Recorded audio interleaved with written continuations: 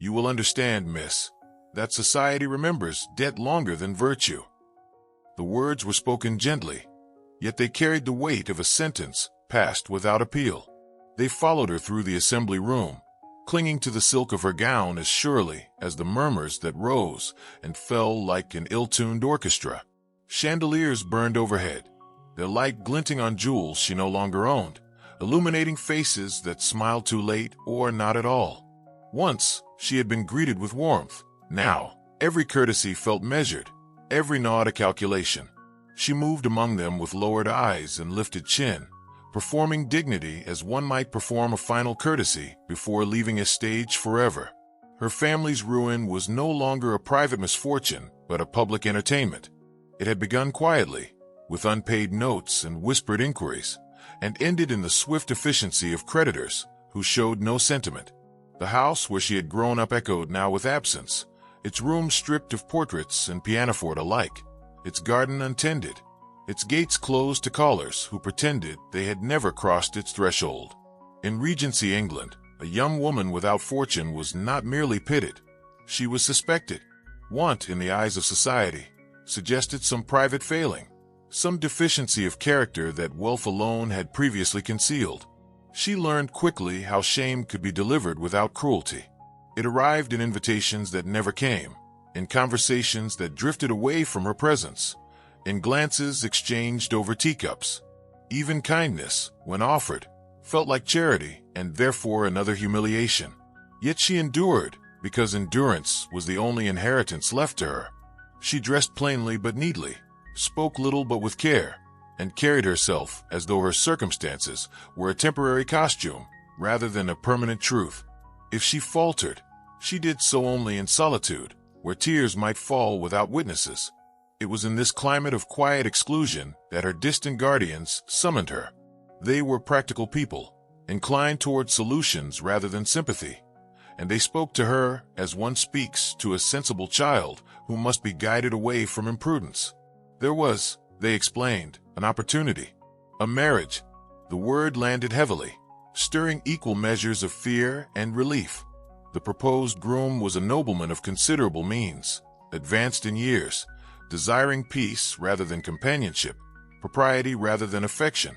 In return for her consent, he offered a settlement so vast it seemed unreal.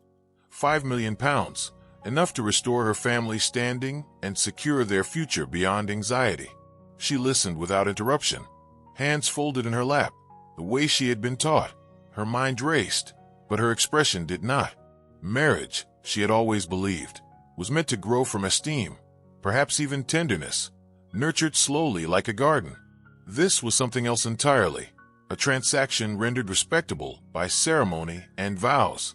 Yet she understood the truth beneath their careful phrasing. Without fortune, her choices were narrowing to a point.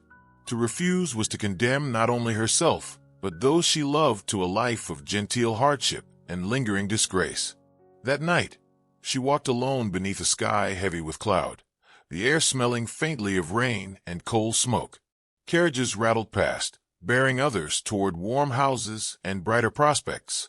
She imagined the man she was to marry as she had been instructed to see him, elderly, formal, perhaps kind in the distant manner of one who gives alms.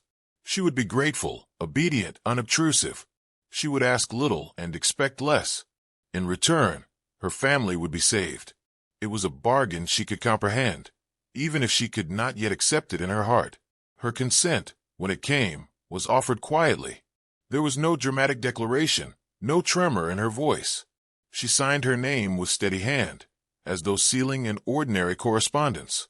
The preparations moved swiftly thereafter, conducted with efficiency rather than celebration.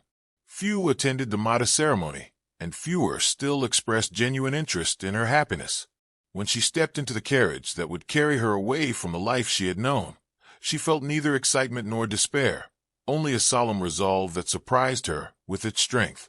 The journey to her husband's estate unfolded through long miles of countryside, hedgerows blurred by motion, villages passing like half-remembered dreams. With each turn of the wheels, London's whispers seemed to fade, replaced by the steady rhythm of travel. She rehearsed her manners, her gratitude, her restraint. She told herself that peace might be found in predictability, that a quiet life could be a worthy one. If love was denied her, purpose would suffice. When at last the carriage slowed before iron gates and a broad sweep of gravel, she gathered her composure as one gathers a cloak against cold.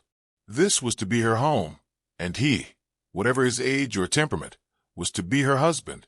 She stepped down, eyes lowered in deference, prepared to meet an old man, and felt the ground shift beneath her certainty as a young, composed duke emerged from the doorway, his gaze steady, his expression unreadable, and the first fragile certainty of her sacrifice cracked into astonished doubt.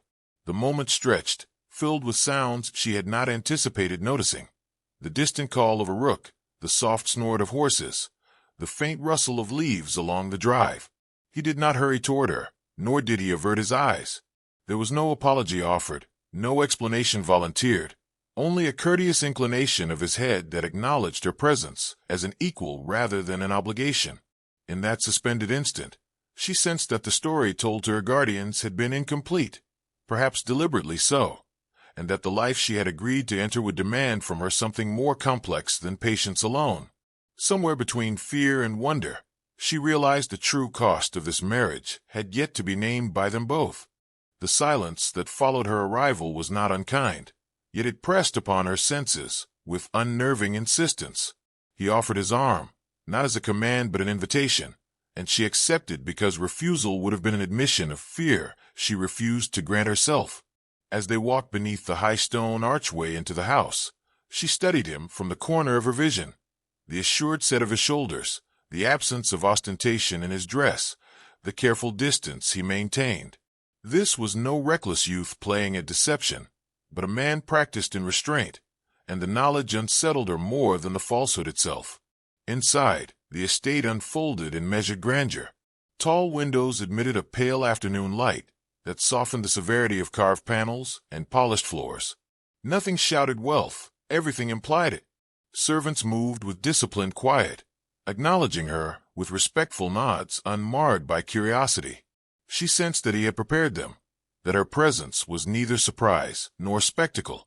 When tea was offered, he waited for her to be seated before taking his place opposite, his movements deliberate, as though time itself bent slightly to his will. "I owe you an explanation," he said at last, his voice low and even, carrying neither apology nor defensiveness. She lifted her gaze to meet his, and in that instant understood that he would not insult her with half-truths.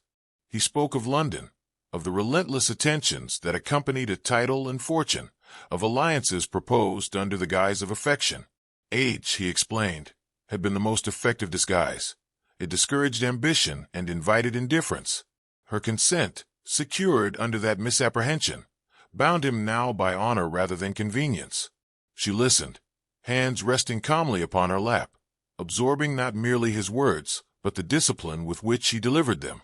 There was no plea for understanding, no attempt to soften the revelation. When he finished, he did not fill the silence, leaving her space to respond or withdraw. That space, she realized, was his first true gift. She thanked him for his candor and said nothing more, because gratitude, though sincere, felt insufficient. The days that followed unfolded with an unexpected gentleness. He did not summon her, nor did he avoid her. Instead, he allowed their paths to cross naturally, in the library at mid-morning, in the garden when the weather permitted. He asked her opinions on matters small and safe, books, the management of the household, the restoration of neglected orchards, never presuming, always attentive. She found herself answering more freely than she intended, surprised by the pleasure of being heard without judgment. It was the library that altered her most. One evening, he pressed a small, heavy key into her palm, its metal warm from his touch. "These rooms are yours, should you wish them," he said simply. The collection within was vast, spanning history, philosophy, and poetry, its margins marked by a hand both precise and contemplative. She spent hours there, reading by the fading light, sensing his presence in the careful selection of volumes. With visibility came scrutiny. Her seat beside him at church drew murmurs that followed her into the aisle like a trailing veil. Invitations arrived again, tentative at first, then more assured, as though society tested the solidity of her new position. She felt their eyes upon her at dinners, weighing her manners, her silences, her worthiness. He did not shield her from this attention, nor did he abandon her to it. A glance signaled solidarity more eloquently than any public defense. The first hint of scandal arrived disguised as concern. A visiting cousin remarked upon the unusual nature of their arrangement, upon the speed with which affection appeared to have followed marriage. The implication was clear. She had schemed, and he had been deceived. She met the remark with composure, but the words lingered like a bruise. That evening, she considered retreating into obscurity, diminishing herself to ease his position. Instead, he invited her to accompany him to a county gathering where his absence would have been conspicuous. The decision carried risk. The whispers would grow louder. As they entered together, conversation faltered, then resumed with forced brightness. He addressed her as his equal, sought her counsel openly, deferred to her judgment on matters of taste. By the evening's end, doubt had given way to reluctant acceptance, and she sensed a shift in the invisible currents that governed their world.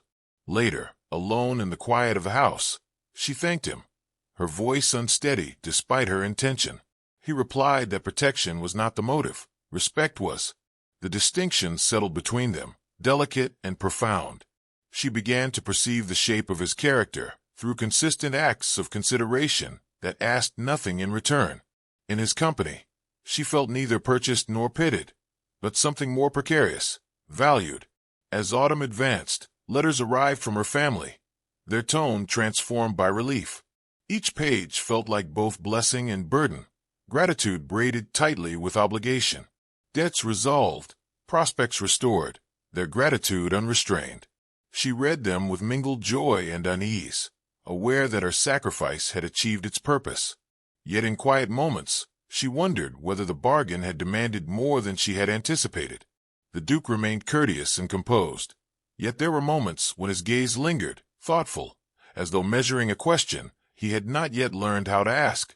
One evening, as rain traced silver paths down the windows, he spoke of an impending visit to London, a necessity he had long avoided.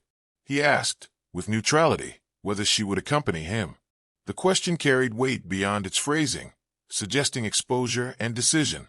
She agreed, though uncertainty tightened her breath, sensing that the city which had first diminished her now awaited her return, armed with sharper curiosity and less mercy, and that whatever awaited them there would test the fragile trust beginning, against all expectation, to take root between them and consequences neither of them yet named. London received them with a gray indifference that felt almost personal. The city had not softened in her absence. If anything, it seemed sharpened by memory, its streets crowded with the same judgments dressed in new fashions. As their carriage rolled toward the Dukestown residence, she felt the old unease stir, the sense of being weighed and found wanting.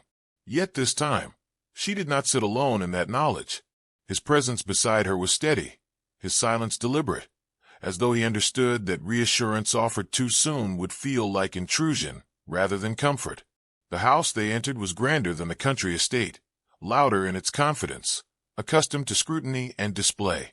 Servants announced their arrival with practiced precision, and within hours, the obligations of rank pressed in upon them. Invitations multiplied, each one an expectation disguised as courtesy. She dressed carefully for the first evening, choosing restraint over display, aware that excess would be interpreted as ambition. When she descended the stairs, he waited at the foot, his expression unreadable until his gaze met hers and softened, briefly, enough to steady her breath. The gathering was brilliant and merciless. Candlelight caught in crystal and silk, laughter rose and fell, and everywhere she turned, eyes followed. Some looked with curiosity, others with calculation, a few with poorly concealed resentment. She moved through the rooms at his side, responding when addressed, retreating when ignored, maintaining a composure that cost her more effort than she would admit. He did not abandon her to conversation he sensed was barbed, nor did he hover. Instead, he positioned himself so that she was neither shielded nor exposed, a quiet acknowledgment of her strength. The first open challenge came from a woman whose smile never reached her eyes, who spoke warmly of alliances and necessity, of how fortunate it was when marriages served mutual advantage. The implication hung between them, heavy and deliberate. Before she could reply, the Duke answered with calm clarity, speaking of choice, of respect earned rather than purchased. His tone was mild, yet the rebuke was unmistakable. A hush followed, brief but telling, and she felt the room recalibrate around them. Later, in the carriage that bore them home, she thanked him again, then stopped herself, suddenly weary of gratitude. Instead, she confessed the fear she had carried since the day of their meeting, that she was an instrument of convenience, valued for what she resolved rather than who she was. The words emerged carefully, but once spoken, they demanded answer. He listened without interruption, his gaze fixed ahead, his expression thoughtful rather than wounded. He told her then of his solitude, not as complaint but explanation, of a life governed by expectation, where affection was assumed to be strategic and trust a liability. He spoke of how her composure on that first day, her refusal to plead or accuse, had unsettled him more than any open reproach. He had intended to offer her security and distance. Instead, he found himself observing her, seeking her presence, valuing her judgment. What unsettled him now was not scandal, but the possibility that he had asked too much of her silence. The admission shifted something between them, subtle yet irrevocable. They were no longer bound solely by agreement, but by a shared vulnerability neither had anticipated. In the days that followed, their conversations deepened, straying into territories previously avoided. They spoke of duty and contentment, of what it meant to build a life that could withstand scrutiny without becoming hollow. There was no rush, no grand gesture, only a growing awareness that each moment of honesty carried weight. The decisive test came unexpectedly. At a formal dinner, a powerful figure hinted at a potential alliance that would secure the Duke's influence and, by extension, render his current marriage an inconvenience easily set aside. The suggestion was veiled, polite, and unmistakable. The table fell silent, anticipation sharp as a drawn blade. She felt the old instinct to withdraw, to make herself small, rise within her. He declined without hesitation. His refusal was neither dramatic nor defensive. It was final. He spoke of loyalty, of commitments honored not for advantage but for integrity. The words resonated beyond the table, echoing through the room with a force that surprised even him.